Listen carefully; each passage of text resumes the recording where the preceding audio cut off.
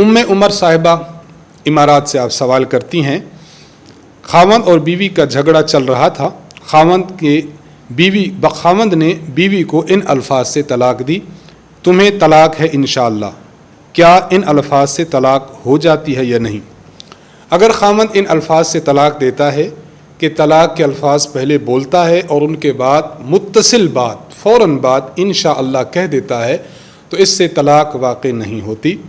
हाँ, अगर वो अल्फाज कहता है मसलन तुम्हें तलाक है, उसके बाद कुछ वक्फ़ा करता है, खामोश रहता है, उसके बाद इंशाअल्लाह के अल्फाज कहता है, तो अब इसकी बीवी को तलाक वाक़ई हो जाएगी।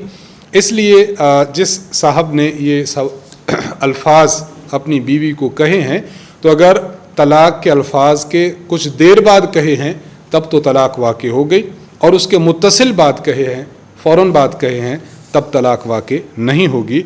इसलिए इन साहब को चाहिए कि अपने अल्फाज और उस मौके माल के मुताबिक गौर कर लें कि उन्होंने ये अल्फाज किस तरह अदा किए थे।